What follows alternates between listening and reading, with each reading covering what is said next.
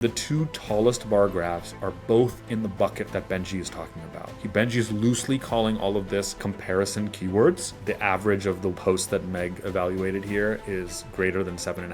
I think there's this assumption that if you're going to do a Salesforce alternatives and you are some up and coming CRM or whatever, in order to do that, you need to kind of put down Salesforce. They're not going to like it. But let's show some examples of doing this in a super chill way where you don't need to trash anyone.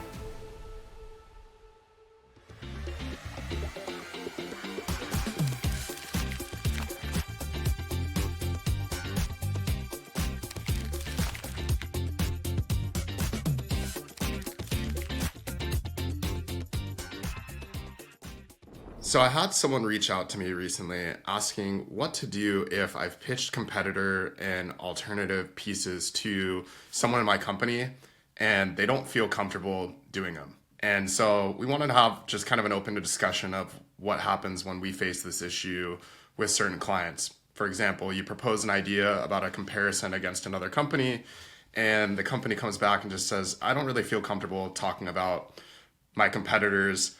Mainly because they often assume that the way that you compare it, when you talk about your competitor, it's going to be done in kind of a negative way. And so we wanted to share some examples of varying extremes from lightly just touching on your competitors to actually going to a more head-to-head comparison with some of them. And then just talk through when it makes sense to do these comparisons, when it doesn't, arguments on both sides. And so, yeah, let's dive into it. Let's start off with you describing to everyone what a comparison keyword is. What are we talking about? A comparison keyword is when someone would go into Google or any other search engine and type in a company and then an alternative or a company versus this other company. The reason that they're typically doing that is because if they're just doing a direct comparison, they are trying to decide which product or company might be better for them to work with or use. If they're looking for an alternative, it usually indicates that they're a customer of that company already and they're looking to switch because of some reason. And so we think it's a good idea to go after both of those to capture people when they're researching two different options or when they're looking to switch from a competitor's product. Yeah, I think I can now show some data that is, I don't know how you would phrase it. I was going to say the argument for comparison posts, which is their conversion rate. And while I pull this up, I should say something that I've been wanting to make sure we do with these episodes, which is just to introduce ourselves, because I think we assume everyone already knows us. So a belated welcome to the Grow and Convert Marketing Show. I'm Devesh. That's Benji. We're the co-founders of Grow and Convert, a content marketing agency.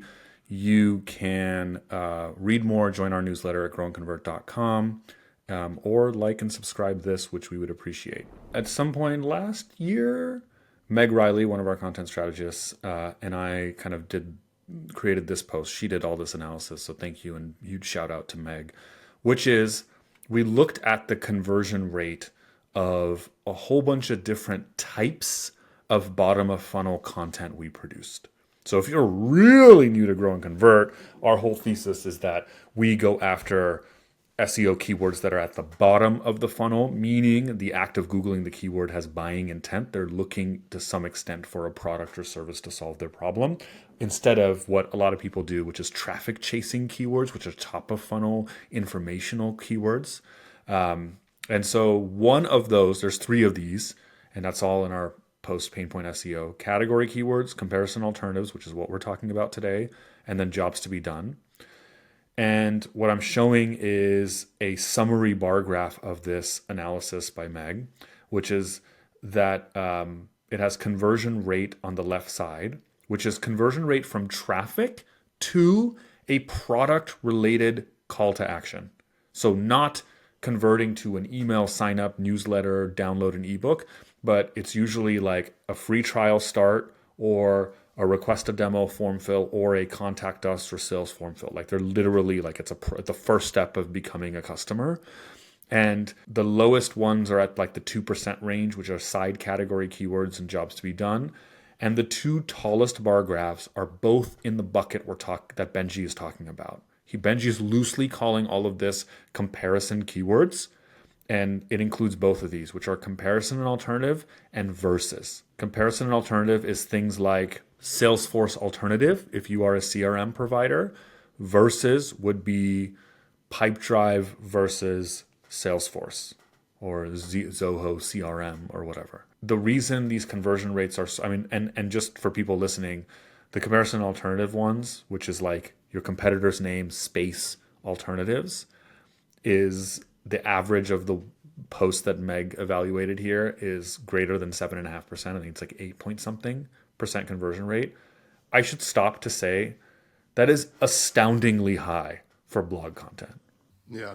And again, it makes sense when you think about it. Like, why is someone searching for like a company name and then an alternative? Again, they're a user already, or they know of this product and it just doesn't do exactly what they need. And so they're looking for another company or product that does exactly what they need. So if you just think about, or they may not be a user, but they just are looking at it. An example that happened organically in our own life many years ago is when, maybe this is an embarrassing story, but when we first started, we just would sign contracts by dropping our signature into, I would drop my signature like in like Mac OS preview. I would just like put like an image of the signature in the PDF. And I think we had a client that was like, that is not okay. Like something happened where we needed to use like official DocuSign type software. And I think I went to DocuSign and I was like, Benji knows this, but being as cheap as I am, I was like, whatever the price is. $20 a month, that's ridiculous. And I was like, we're not like a law firm. We don't need, like whatever. And I was like, there's a bunch of these competitors. So I just typed DocuSign alternatives. I was not a customer of DocuSign, but I just knew them because they're the brand leader in the space. But the conversion point you're making stands, which is I was very much at the bottom of the funnel. Like we needed a tool. I was ready to buy one. But I was just like, I just need like the simplest one. Yeah. I actually did a search yesterday doing this exact thing. I was trying to find a tool that does AI search monitoring. So basically looking at what we rank for in different LLMs. And someone had sent me an example of a product. And I just looked at that product and alternative to see, are there any other tools that even do the same thing? You typed in their name space alternatives. Yeah, just to see. Because I was open to looking at other options. I only was presented with one option. And so I wanted to just see if there's other products that do the same thing. And when I searched for that, I didn't find anything. So I ended up signing up for that product. So that's kind of the core of the discussion here is, and someone reached out to you or this came up, a reader emailed, but the core argument is these things are ridiculously high from our side of doing them is these things are ridiculously high converting. Like if you're going to do content, if you're going to do SEO, they should be at the top of your list of keywords to go after. And then what was the counter argument or hesitation that started this whole discussion? Yeah, I think she had just mentioned that my CEO or people that are higher up than me just don't feel comfortable talking about our competitors. And so she was asking, how would you make the case to them that this is something that we should do? So I think these are extremely high converting pieces, and so it's worth doing. Yeah, they don't want to talk about their competitor. And also, I think they think that mentioning the competitor's name on their blog is somehow going to drive traffic and customers and awareness to the competitor. Yeah, that's exactly what I was going to say. They're assuming that the customers don't know the competitive landscape, right, and that if you talk about a competitor, you're going to share a competitor that maybe does something better than you, and they're going to make the decision to go with the competitor over you. So they're like, almost like, why would we shine light on our competition when we don't necessarily have to? I think it's just like an old-fashioned view of marketing, in my opinion. Yeah, no, I agree. It's like, this is our blog. Why would we mention competitors on our blog? And the answer is because people are Googling for them, and they're Googling the alternative of them. Yeah. Well, and if you're not making the argument why someone should use your product over someone else is doing that about you. Yeah. And so if you're not owning the SERP for these keywords, someone else is going to make the arguments for why these two products are, or why one product's better than the other, or they're going to create an alternatives list and maybe not include you. And so you're losing real estate and you're losing the arguments by not talking about yourself. Yeah. This discussion is happening on Google, whether you are part of it or not. Our argument is go be there and control that narrative. So then what we wanted to show was examples of how to do that using comparison and alternative pieces we've written for our clients. And we're going to start off with examples of doing it in the most chill way possible to counter what Benji said is their number one objection, which is like, oh, like we don't want to trash competitors. I think there's this assumption that if you're going to do a, what did I say, like Salesforce alternatives, and you are a, some up and coming CRM or whatever, that in order to do that, you need to like kind of put down Salesforce. And that's an exaggerated example of a massive incumbent. And I'm saying hypothetically, you're some up and coming CRM. There are situations where our clients, like the CEO knows the CEO of the competing thing because they're like, like all in the same industry or whatever. And they're like, no, like I know this guy and they're going to get mad at me. And in fact, that sometimes happens. Like that's the reality. Like they're not going to like it. But let's show some examples of doing this in a super chill way where you don't need to trash anyone. Example number one is our client ClimbHire. Cool company. It is a service business. I don't know if I'd even call it that, but basically it's an education business Yeah. that helps people who have, They're trying to transition from blue collar jobs into like tech as their career. yeah. So they don't come from that space. They're looking to grow their income, upskill. And so yeah, they have a whole program that basically trains you on, I think, Google ads and like I like an IT certification so that you can go get a higher paying job essentially. Yeah, and the competitor, so the blog post I'm showing is programs like Year Up, like the year and space up is the competitor name. And so what I'm going to do is something very simple, which is I'm just going to Command F and type year space up, which is the competitor name. And I'm going to scroll through where it shows on this post. So obviously in the title, then in this like subtitle or first sentence, because obviously like that's the post. So you say Year Up is a well-known training program for those seeking to launch a career in the tech industry, blah, blah, blah. There's a bullet that mentions it. And then in the intro, after talking about Year Up, there's a sentence that says, fortunately, there are plenty of other programs like Year Up. I should actually say in the bullet, there are some things that maybe touch on this person who messaged you's what client or CEO that's hesitant. It's like a few downsides of Year Up. This is where there is something mentioned. Specifically, it says it's a popular free option, but it may not suit everyone. And then there's 4 bullets. The first bullet, for example, is Year Up's hybrid learning format requires students to live near a physical location. My argument would be we're not trashing them. That's just literally true. Yeah. Most programs require a full year Monday to Friday commitment. The program only accepts candidates age 29 and under. They're just like plain facts about it. And I'm going to show another example where I think we talk even less about them. And then it just says, fortunately, there are many competing programs and we're going to discuss them. And then if we scroll down past the intro, there's a subheadline that says programs like Year Up worth exploring, and we're going to compare them based on this, that, and the other. Then we get into ClimbHire, which is our client's name. There's a ClimbHire section in H2, and it just says we put ourselves in like the second sentence of the ClimbHire section. It says we put ourselves as the first Year Up alternative on the list because we offer something special. And then it talks about ClimbHire. Now I'm scrolling, and you basically don't see anything about Year Up until another logistical detail at like subsection 5 inside ClimbHire that just talks about the age thing again. So it says for ClimbHire, you can be between 24 and 40. So if you're too old for Year Up, we may still be a fit for you. And that's literally it. There is no like detailed comparison of features saying we're better. It's like, here are some logistical details. Some people may not qualify. So like, here are some alternatives. And then you just talk about yourself. And then again, just think about what this person is thinking when they're searching for this. Again, you're writing this because someone knows of Europe, they're looking for another program for some reason. And so it makes sense that you include those things. Yeah, Like maybe they are over 29 and they're just looking for another program that they 100%. could get into.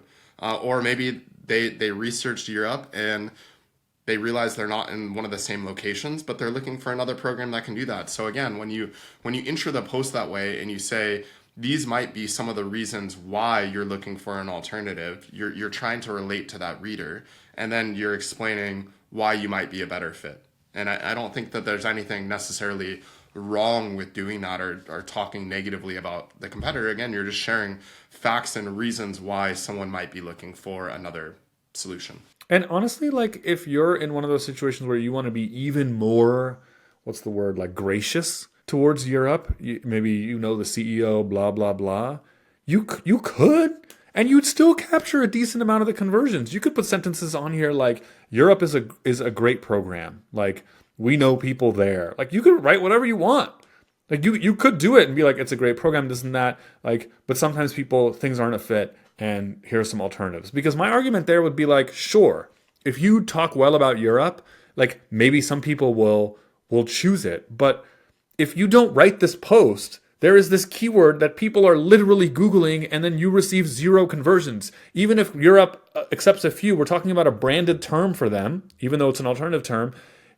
If you just expose ClimbHire to it, you're going to get a bunch that you weren't otherwise. That's totally fine. Every time you say Europe, I'm thinking that you're saying Europe. I It's know. making me want to go travel.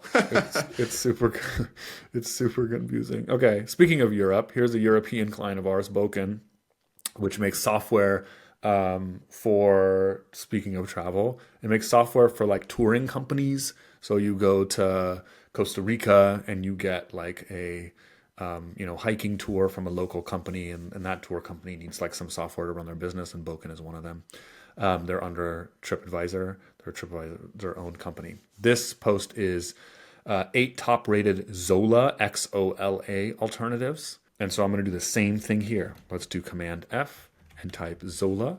So it obviously appears in the title. And then in the intro, let's read like a couple sentences and how it appears. The first sentence is, Zola is a highly rated booking management software for tours and attractions. There's a little bit of a compliment. Yeah, for sure. It helps the credibility when you talk about Yeah. the competitors that way. It's like, look, you're not talking down on the competition. You're not saying this software sucks. You're truly saying, no, this is another good alternative product that is highly rated. But then you get into some of the downsides later on. Yeah, appealing more primarily to more tech and marketing savvy business owners. Ooh, I hadn't read this when we were prepping for this video, Benji, but whoever wrote this, Meg, that's a Yeah, kind of it's a an interesting way of doing this. sophisticated way to do a Yeah. slight. It's like a backhanded compliment, as you would Yeah, say, in exactly. Because person-to-person relations. you're saying you're kind of saying that it's good for people that are very tech savvy, but if you're not using computers all the time, or if you kind of do stuff with more pen and paper, there's likely an easier product. Yeah, that's really funny. I love backhanded compliments. Appealing primarily more to tech and marketing savvy business owners. And it says, some of Zola's most popular features include a homegrown booking engine to increase conversions, direct bookings, channel management. And I'm not going to read the whole sentence, but she actually doesn't ding Zola at all. That's another like totally gracious sentence of like, here are some popular features of Zola. And again, this is what would make that CEO that's kind of, or whatever, whoever were like kind of straw manning as the person who would object to this for this video. I think they would be nervous about that. But our argument would be like, dude, they're literally Googling Zola alternatives. Like, it's fine. They're looking for alternatives. Like you mentioned a couple sentences, like you said, it makes you seem more credible and not as slimy. It's totally fine. Yeah. And then she dings them slightly in the intro. However, user reviews note, and we link in user reviews to a G2 Zola review page. Note that Zola requires the use of its native online payment gateway as it does not integrate with other processors. Again, there's a couple another savvy things that we're doing here. We're not saying we think, which doesn't put Boken in any awkward position where Zola could be like, hey, you guys are trashing it. We're like literally linking and saying users are noting this. And second, it's not an opinion. It's just like a specific detail of their app. Its native online payment gateway as doesn't integrate with other processors. It's probably just like factually true. Yeah. Additionally, it charges a 1.9% plus 30-cent fee for online bookings. Also, just factually true. So we created this guide to compare Zola alternatives, and then you get into the Boken section, and Zola is mentioned twice in kind of the intro of the Boken section. Once is Boken is a popular Zola alternative due to our low booking fee, blah, blah, blah, some of our lowest in the category. And then the second time it says our comprehensive solution goes toe to toe with Zola, offering features like booking and availability management. And it just lists a bunch of features. Pretty ho hum, in my opinion. Then, just like the ClimbHire example, I'm scrolling. I don't see any mention of Zola again. And we're just going And through. I think here all she's doing is just talking up some differentiators that Zola doesn't have. Again, not necessarily saying anything negative about them, but saying if you care about this feature set, we might be a better solution. And you don't even need to do that. You don't even need to talk about it as differentiators that the alternative doesn't have if you're being very cautious. You can literally just stop talking about the competitor at this stage and just sell your tool. It reminds me, I think I've mentioned this in Well, the past. I think that is kind of what she's doing. I don't think she's necessarily calling out the differentiators, but she's saying, Yeah. here are some features people might care about, and then explaining why this might be valuable to the business owner. Yeah. It reminds me of the story I heard about some old like business guru that was saying in like the 70s or 80s he like was in charge of creating some newspaper ads or something for a beer brewing company in the Midwest. And he went and toured their factory and they were like, okay, here's like the thing where we do this and then we take the beer and we do all this stuff. And after the end of the tour, he was like, this is amazing. Like, this is what we're going to do. We're going to create this ad that goes through each step of the process and shows the level of care you're doing in brewing this Brewing. beer. Yeah. And they said, "No, we can't do that. Like, dude, like everyone makes beer this way. This is not unique." And the business guy, the advertising guy said, yes, but no one talks about it. I've never forgotten that story where it's like, sometimes you just say the thing. Like, just say what you do and it's interesting and you have their attention now. It's okay. Yeah. You know? So yeah, so then Zola is just straight up not mentioned at all until we get to other people. Like the next one is like, the next tool on the list. So these are the chill ways to do it. And if you are curious, we can just do one example maybe. We have an example of an old past client called TapClicks, which for all the marketers, who is basically most people that listen to us, TapClicks is like an enterprise. Think of it like an enterprise kind of segment-y type tool. The keyword we're talking about is Clipfolio alternatives. You can hook up a bunch of marketing data like your GA, your HubSpot, and like basically any marketing tool you use, and it'll store all that data in one place inside your TapClicks account and let you like analyze it and create graphs and all this stuff. And Clipfolio does similar things. And so the keyword is Clipfolio alternative. And even in the title, it shows the difference. An in-depth comparison of Clipfolio versus TapClicks. And here's the difference. I'm going to Command F and type Clipfolio, except I didn't type it right. Again, I didn't type it right a second time. How many times does it take? Okay. And here I'm going to scroll through and like, this is a different tack. We still think this is done very tactfully and not in a way to trash them, but it is an actual in-depth comparison. So it says Clipfolio versus TapClicks is one of the first H2s. The key difference is explained, and it goes into Clipfolio, and then it's like the first H3 is number one, Clipfolio's power metrics versus TapClicks, the depth of the data you can pull. And it just goes into like how many different data sources. Both Clipfolio and TapClicks offer a significant amount of data integrations, which means like which marketing tools can you push your data into from. For example, TapClicks has over 250, blah, blah, blah. The second one is quickly setting up new clients. So they're comparing the two and saying, okay, first, how many integrations do they each have? Second, how easy is it to set up? Let's scroll down. Third, and it's like in-depth stuff, how to create a widget in Clipfolio versus TapClicks. Actually, it's just those two key things, I guess. And then final thoughts. But this is an example of something you can do. And some clients do this, which is that they're not shy. We've had clients be like, no, like rip them. They're terrible.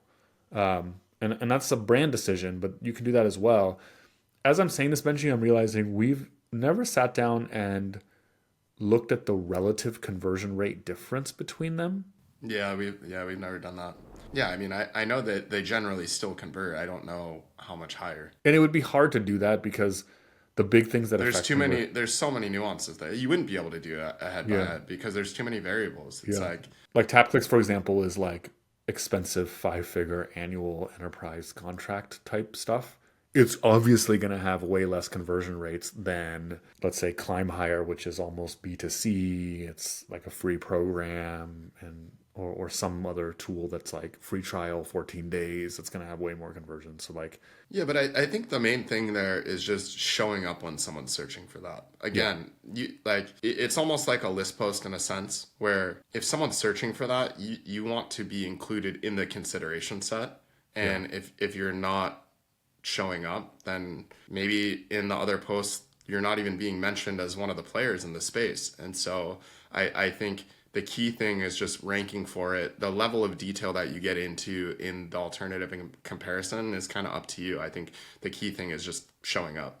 I think if I'm in that position of the person who messaged you or mentioned this, was it her client or employer? I think it was her employer, yeah. I think what I would do, there's a couple like concrete ideas. One is I would actually probably type out a short like outline or example paragraph to show the kind of skeptical executive. Actually, let me zoom back. Number one is I would show conversion rates. I mean, how, you could ask? Show them our blog post, which maybe some people would be like, well, I don't want them to know about you. That's fine. But like, you can also just talk about it logically and say, hey, like a bunch of people in the industry have, shown data that this converts really well. Like you can do that. And then just give them the reason, the logical reason. Like these people are really bottom of funnel, like they're ready to convert. And then I would just type out a paragraph or two if you really wanted to convince them. Like, look, I think we're going to talk about it like this. We're not going to trash them. We're not going to do whatever. And then just say like they're already Googling this. And if all of that doesn't work, I would move on. Well, I was going to say, I usually show them the SERP. So when you Google it and then you show them who else is ranking and you show them, look, if we're not talking about this, our competitors are ranking for this already. And so like, yeah, I mean, it's up to you, but we can lose this battle to the competition and just not talk about this at all. That's Yeah. usually pretty compelling. Yeah, that's a great point. We have noticed that whenever you show the SERP, like everyone gets it because there's this like desire. You're like, ooh, we want to be there. Like everyone wants to show up there. Everyone wants to rank. And so you kind of like, it's like the carrot versus the stick. But just to complete my thought, the reason I'd say to give up is like, look, like any of these kind of SEO strategies, there's multiple ways. It's not like there's only one type of keyword that converts. Yes, these convert really high. Like that's the reality. That's why we're recording this video. And we showed you the graphs at the beginning. They're like the highest converting ones because of the obvious logical reason. But there's also others. And what we found is, at least from an agency perspective, and this probably would be true if you're an in-house employee, if you show a bunch of your other work converts, you get street cred with the organization. Then they're like, oh, like Benji knows what he's talking about because he's produced a bunch of work for us and they've all been converting really well. Yeah. And then you can say, hey, we're running out of these bottom of funnel keywords. By the way, there are these comparison keywords that we haven't gone after. Like this could continue to up these results like that. The results like beget more results and then people want to keep them going. And then you've kind of established that precedence. That would be another strategy that I would try to do if someone was really, really hesitant. The alternative snarky response that I didn't want to say is some people say online is get a new job. They're always like, oh, it's not working. Get a new job. Your employer sucks. Don't do that unless you really want to. If you like this video, don't forget to subscribe. You can also get the audio-only versions of these shows wherever you get your podcasts. And you can follow us at growandconvert.com/newsletter for any articles and updates for when these videos come out.